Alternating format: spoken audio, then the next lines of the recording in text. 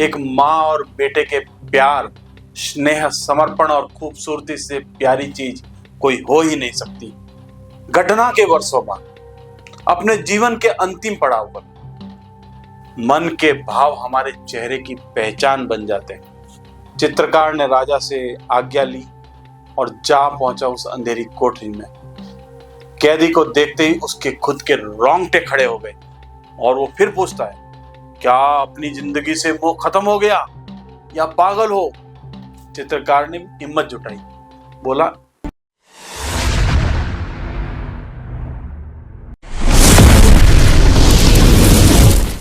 चेहरा ही दर्पण है दिल के हालात का, छुपा नहीं सकता राज जज्बात का।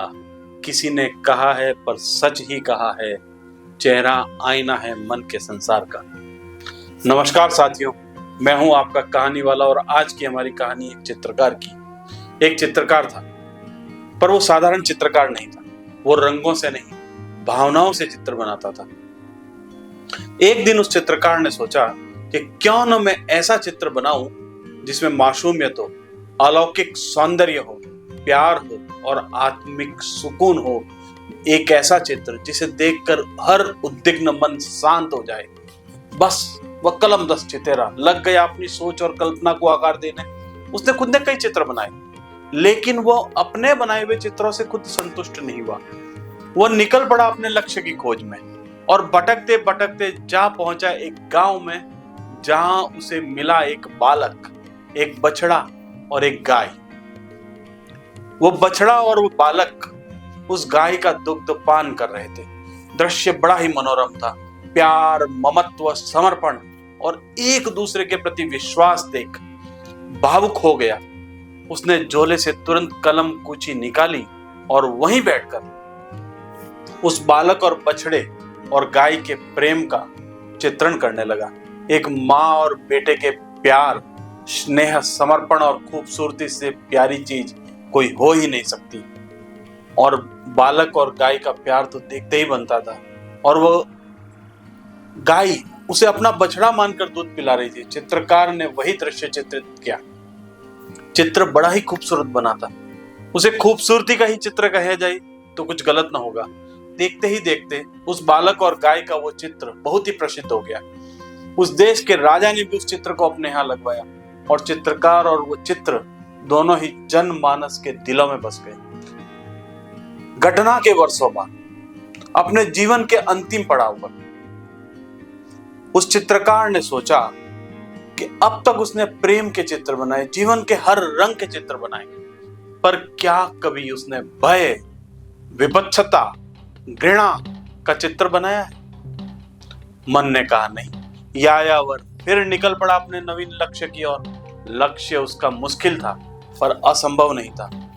वो चितेरा भटकता रहा और जा पहुंचा एक जेल में, जहां एक खूंखार अपराधी कैद था, जिसके सामने कोई जाना तक नहीं चाहता था। चित्रकार ने राजा से आज्ञा ली और जा पहुंचा उस अंधेरी कोठरी में।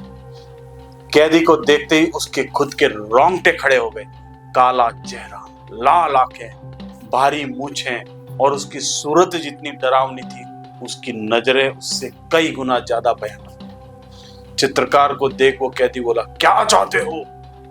उसकी भयंकर आवाज और कर्कश आवाज को सुनकर के चित्रकार अंदर तक कांप गया। उसने हिम्मत कर जवाब दिया, जी जी जी, मैं आपका चित्र बनाना चाहता हूं। कैदी हंसा, तुम पागल हो? हंसा क्या, मानो जैसे कहीं बादल गरजे, कहीं बिजली कड़की हो। वहां खड़े सभी लोग पसीने से लथपथ हो गए, उनके हाथ पांव कांपने लगे। और वो फिर पूछता है, क्या अपनी जिंदगी से मोह खत्म हो गया या पागल हो? चित्रकार ने हिम्मत जुटाई, बोला, मैं इस देश का एक बहुत बड़ा और प्रसिद्ध चित्रकार हूं। मैंने कई तरह के चित्र बनाए। आज जीवन का अंतिम पड़ाव है, तो मैं तुम जैसे किसी व्यक्ति का चित्र बनाने की मेरे मन में इच्छा हुई। कैदी बोला, क्यों? चित्रकार थोड़ा सहज हुआ, सहज होकर के बोला, देखिए, मैंने जीवन के हर रंग के चित्र बनाए। आपसे निवेदन करता हूं कि आप अपना चित्र बनाने की मुझे अनुमति दें। कैदी बोला, बनाओ, कम से कम तुम चित्र बनाओगे तब तक मैं खुली हवा में रोशनी में रह सकूंगा। बस अनुमति मिलते ही चित्रकार चित्र बनाने में जुट गया। कैदी बड़ी उत्सुकता से उसे देख रहा था। उसने चित्रकार से फिर पूछा, तुम जीवन के किस रंग का चित्र मुझ में देख रहे हो? चित्रकार सहज हो चुका था।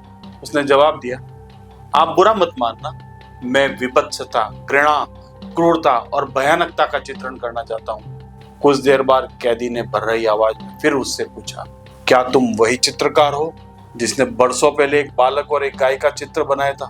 चित्रकार चौंका, थोड़ा खुश भी हुआ। हाँ, मैं वही चित्रकार हूँ। क्या तुमने भी वो चित्र देखा था? क्या तुमने भी वो चित्र अपने घर में लगाया था? चित्रकार के मुंह से हाँ सुनते ही उस कैदी की पत्थर सी कठोर आंखों में आंसू निकल आए। चित्रकार ने उससे पूछा, क्या हुआ? तुम रो रहे हो? क्या तुम्हारा उस चित्र से कोई संबंध था? उस चित्र से तुम्हारी कोई याद जुड़ी हुई है? तब तक कैदी जोर जोर से फूट फूट कर रोने लगा। चित्रकार चित्र बनाना छोड़ उसके पास पहुंचा। प्यार से उसके सर पे हाथ फेरते हुए उसने फिर उससे पूछा, क्या उस बालक से तुम्हारा कोई रिश्ता था? क्या वो बालक तुम्हारा कोई रिश्तेदार था? वह खूंखार कैदी भयानकता, क्रूरता और विभत्सता की प्रतिमूर्ति फूट फूट कर रोने लगा। सभी सिपाही और चित्रकार आश्चर्यचकित रह गए। रोते रोते वो कैदी बोला, वो बालक मैं ही था। चित्रकार स्तब्ध रह गए। सभी लोग स्तब्ध रह गए। बड़े विस्मय से चित्रकार के मुंह से शब्द निकले, हे ईश्वर, ये क्या लीला है तेरी? जिस चेहरे में मैंने प्यार, मासूमियत, प्रेम और स्नेह को देखा, आज भयानकता, क्रूरता, घृणा और विपत्सता को देख रहा हूं। वो उस कैदी से प्यार से पूछता है, ये सब कैसे हुआ? मैं तुम्हारे पिता की तरह हूं। तुम मुझे खुलकर अपने मन की बात कहो। मेरी सफलता और प्रसिद्धि में तुम्हारा बहुत बड़ा योगदान है। उस बालक ने बताया, उसके पिता नहीं थे, माँ ने अकेले पाला था। वह गाय ही उसका एकमात्र सहारा थी। लोगों ने वह गाय भी उनसे छीन ली। माँ भी चल बसी। अकेला बचा बालक जंगल चला गया। जंगल में डाकुओं के टोले से मिला और डाकू बन गया। लूटपाट, हत्या उसके जीवन का अंग बन गया। वो कहता रहा, जिंदगी से मुझे कुछ नहीं मिला। मैंने भी लोगों से छीनना शुरू कर दिया। धीरे धीरे मुझे कत्ल करने, लूटने, लोगों को तकलीफ देने में मजा आने लगा। और किसी समय जिस चेहरे को सभी प्यार और स्नेह से देखा था, उस चेहरे को मैंने आज भयंकरता और क्रूरता की मूर्ति बना दिया। कोई मेरी सूरत नहीं देखना चाहता। चित्रकार शांत, उसने चित्र बनाना छोड़ दिया। चित्र अधूरा रह गया, लेकिन जीवन का सबसे बड़ा चित्र उसे मिल गया। एक चेहरा, दो रूप। कहानी यही समाप्त होती है। दोस्तों, ये कहानी हमें सिखाती है, हमारा चेहरा कैसा होगा ये हमारे भाग्य नहीं तय करते, ये हमारे कर्म तय करते हैं। मन के भाव हमारे चेहरे की पहचान बन जाते हैं। साथियों, आपके स्नेह और विश्वास की रोशनी में कहानियों का यह सफर ऐसे ही आगे बढ़ता रहेगा। लेकिन आपको अंत में एक ही बात कहूंगा, सोच बदलिए, सितारे बदल जाएंगे। धन्यवाद।